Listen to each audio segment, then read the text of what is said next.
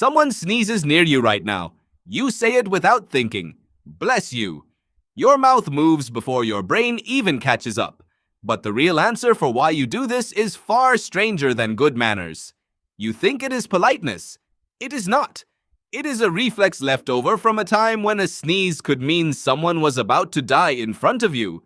Picture a crowded medieval street. No soap, no sanitation, no understanding of bacteria or viruses at all. Someone sneezes, and the people around them flinch. Not because it is rude, because a sneeze to them looks exactly like a body trying to expel something evil. What did they believe was happening inside that body? Your soul, they thought, lived in your breath. Every exhale carried a piece of you out into the world. A sneeze was violent. It was fast. It looked like your soul was being launched out of your skull without permission. So people said a blessing. Quickly, like a verbal seatbelt. A way to stop your soul from drifting off into the air and getting lost. Or worse, getting snatched by something unseen. This belief did not start in the Middle Ages. It is older, much older. Ancient cultures across the world, completely disconnected from one another, came up with the same instinct. In parts of ancient Greece, a sneeze was treated as a sign from the gods, sometimes good, sometimes bad, depending on timing. In ancient Rome, sneezing during an important decision could change the outcome of that decision entirely. People paused meetings. People rerouted travel plans. A sneeze was not noise. It was a message. Now fast forward to the 14th century, and the stakes get darker. The Black Death is moving through Europe, killing an estimated 1/3 of the population in a matter of years. Nobody knows what is causing it. Nobody knows it travels through fleas, through rats, through the air in crowded spaces. All people know is that healthy people sneeze, and then sometimes those same people are dead within days. So when Pope Gregory I reportedly urged people to say a blessing after every sneeze during a separate plague outbreak centuries earlier, the habit had already taken root in the culture. By the time the Black Death tore through Europe, blessing a sneeze was not a quirky custom.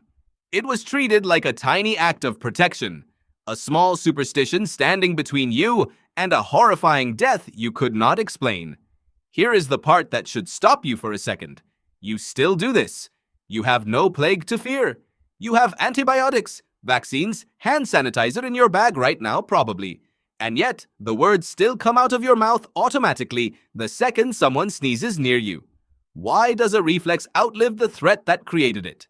This is where it gets interesting, because your brain does not erase old survival behavior just because the danger is gone.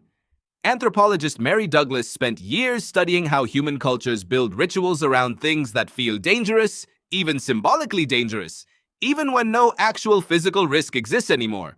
Her research on purity and contamination showed something your ancestors already knew instinctively. Humans do not just react to real threats. They react to the idea of a threat, and that idea can survive for centuries after the original danger fades. A sneeze still triggers something primal in you.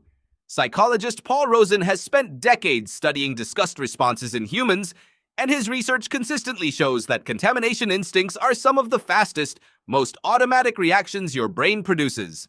You do not consciously decide to flinch when someone sneezes near your food.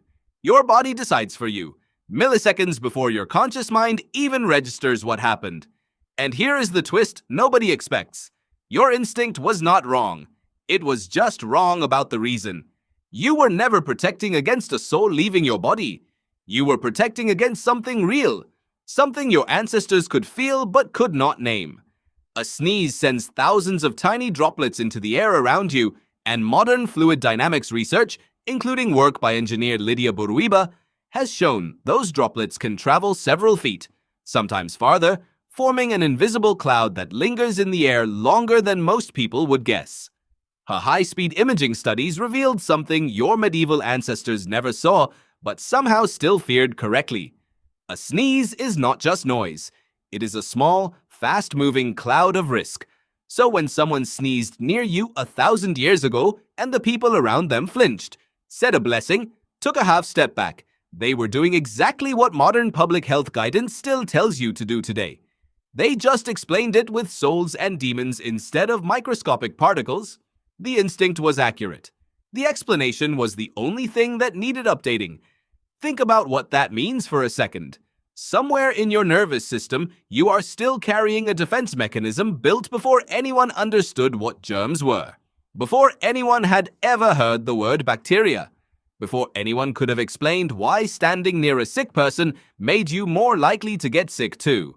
Your ancestors built a working safety behavior out of pure observation, repeated it for generations, wrapped it in spiritual language so it would stick, and somehow it survived long enough to reach you, sitting wherever you are right now, mid-scroll, mid-meal, mid-whatever you were doing.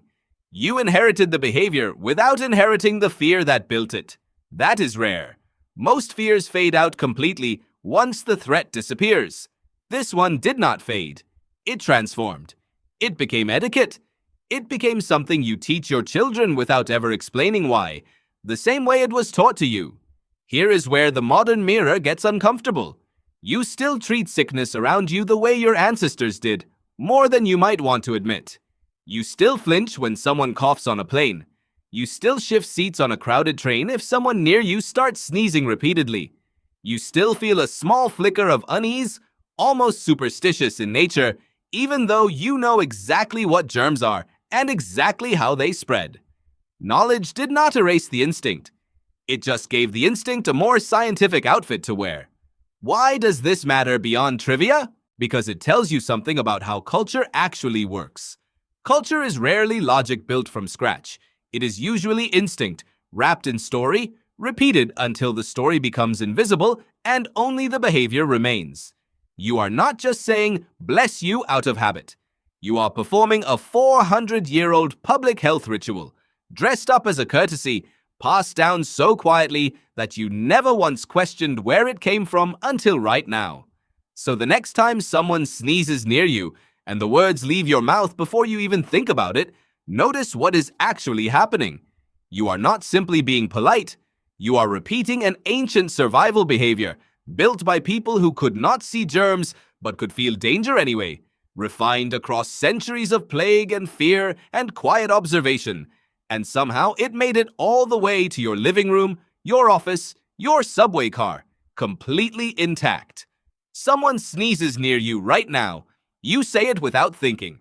But this time, you know exactly what you are really saying and exactly how long it took to get to you.